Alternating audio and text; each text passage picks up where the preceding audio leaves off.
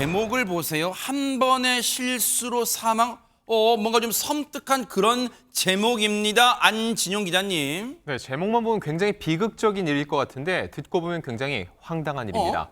지난 16일 충남 공주시청 게시판에는 네. 사망 신고 실수라는 제목의 글이 올라왔습니다.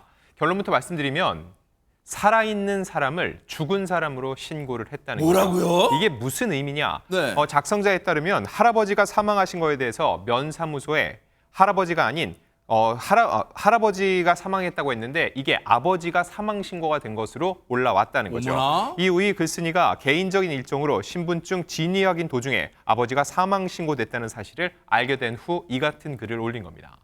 허허, 이게 지금 무슨 만우절도 아니고요. 물론 만우절이라고 이런 거짓말하면 안 되겠지만 세상에 김현주 평론가님 어디 가서 신분증을 내밀었더니 거기서 신분 조회해보면 이미 사망하셨네요. 이렇게 했다는 거예요 지금.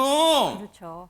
어처구니가 없는 일이죠. 그러니까요, 지금. 멀쩡히 살아계신 분이 사망자로 바뀌었다고 하니 이와 같은 황당한 일이 또 어디 있겠습니까? 그러니까요. 이게 지난 2월에 한 면사무소에서 공무원이 실수 때문에 이런 일이 벌어졌다는 거예요. 세상에. 근데 이것보다 더 심각한 상황이 있습니다. 뭔데요? 이런 실수가 처음이 아니었다는 예? 거예요. 또 다른 이런 똑같은 경우가 있었다고 합니다. 허허. 시청 게시판에 이 민원인이 올린 글에 따르면은요, 이 해당 면사무소에 연락을 한 뒤 아마 손해사정사라는 직책이 있는 모양입니다. 네. 이분과 이야기를 나누던 중에 그와 같은 사실을 알게 되었다고 합니다. 그래서 저희 뉴스파이터 제작진이 사실 확인을 위해서 해당 면사무소에 전화를 해봤는데 네. 그 일을 잘못 처리한 해당 담당 공무원과는 통화가 되지 않았다 그래요. 아하. 그래서 직접 시청 기획감사실 관계자와 통화를 해봤더니 네. 그와 같은 실수가 있었던 것이 맞다라는 점을 확인을 해줬다고 합니다. 아하. 그런데 지난해 1월에도 똑같은 이런 실수가 있었는데 다만 그 해당 공무원이 같은 사람은 아니었다 그래요. 각각 다른 공무원이 똑같은 사망신고 오처리라는 저런 일을 했다고 합니다. 아니 이게요. 같은 곳에서 한 번도 아니고 두 번씩이나 이런 일이 있어요. 그런데 보세요. 멀쩡히 살아있는 사람을 사망 처리해서 그러면 이 분은 앞으로 어떻게 생활하는 거 혹시 장윤 변호사님 사망 신고라고 잘못 처리된 거 혹시 전산 처리로 다시 생존 이렇게 고치기만 하면 되는 거예요? 일단 정정 처리는 가능합니다. 아하. 당연히 그렇게 해야 되기도 하고요. 네. 이 사안도 가족들이 우연히 알게 됐기 때문에 바로 이 면사무소에 알렸고요. 안 바로 이튿날 이 정정 신고로 이 사망 신고를 바로 없애게 됐는데요. 그 경위를 당연히 따져봐야 되지 그 않겠습니까? 흔적은 안 남겠죠? 네. 그렇죠. 그 부분과 관련해서는요. 전산에 올리는 과정에서 세대원들이 쭉 나오는데 정말 돌아가신 할아버지의 체크를 해야 되는 걸 생존해 계신 아버지로 체크를 잘못했다라는 해명을 내놨다는 겁니다.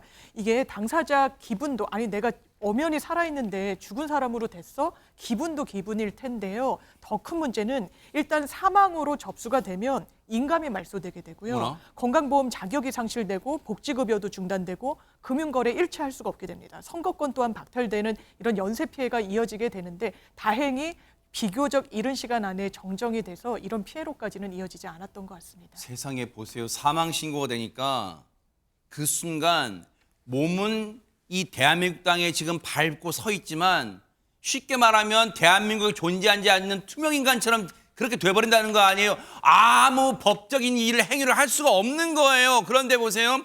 이런 피해를 입은 당사자께서는 얼마나 황당하고 억울하고 분노가 치미시겠어요. 그 피해자 측과 통화를 해봤다는 직접 이 시청 관계자분 얘기 들어보시고 이어가 보도록 하겠습니다. 네, 전화는 한 차례 해가지고 그 절차에 대한 안내는 한 번 해드린 적이 있어요. 그 뒤로 그 내용에 대해 가지고 추가적인 민원은 없었고요. 본인들한테 허가 같은 게 없었다. 그 당시에는 뭐 이런 내용 얘기하시면서 하셔가지고 내용 듣고 제가 제대로 주의 처리해서 대책을 하겠다 이렇게 답변만 드렸습니다. 배상은 행정종합배상공제가 있어가지고요. 여기에서 이제 변호사님들한테 별도로 자문을 받아가지고 금액은 어느 정도 책정하는 게 적당한지랑 그런 걸 토대로 해서 합의 과정을 갖는다고 알고 있습니다. 지금 뭐 배상 문제 뭐 당연히 지금 정신적 충격 위자료 같은 것도 받아야겠지만 지금 최재명 교수님 돈을 뭐 배상을 받고 그런 게 중요한 건 아니잖아요, 지금. 그렇죠. 그게 중요한 게 아니죠. 이런 실수가 어떻게 행정당국에 있을 수가 있는 겁니까? 이게 뭐 이번이 처음이 아니라잖아요. 지난해 네. 1월에도 동일한 실수가 있었다는 거 아닙니까? 그래서 더 화가 나는 것이고요. 그때는 사실 민원이 크게 안 들어오고 뭐 합의가 원만하게 이루어져 더 이상 문제를 삼지 않았대요. 그 직원에 대해서. 근데 이번에는 좀 상황이 다르다고 아하, 판단한 것 같아요. 네. 왜냐하면 이게 한 번이 아니고 두 번의 실수가 그렇죠. 돼서 그렇게 볼 수는 없고 내부 지침에 따라 징계 수위를 논의 중이라고 하고요. 같은 실수가 발생해서 유감이라고 전하면서도 만약 지난해와 동일한 담당자의 실수였다면 더 엄중하게 처리했을 것이라고 그렇게 말을 했다고도 합니다. 그런데 이런 황당한 사망 사건 또는 사망 신고가 잘못된 사례가 이번이 처음이 아니라는 거예요. 아까도 말씀드렸는데 참나. 또 하나요. 2018년도에는요. 전남 나주에서요. 주민등록을 이중 신고자 정리하는 과정에서 공무원이 실수로요. 주민 37명이 무더기로 사망 처리가 된 적도 있었대요. 그러니까 이게 전국적으로 전산, 행정 전산 시스템은 똑같잖아요. 근데 이런 일이 비이근하게 이루어지고 있다는 자체가 큰 문제고 네. 이번 일을 계기로 정말 행정 당국이 이 문제를 제대로 잘 바로잡을 수 있도록 하는 방안들을 찾아내야 되겠다 이런 생각이 듭니다. 이거는 진짜 공무원 기강회의란 말 안 나오게요.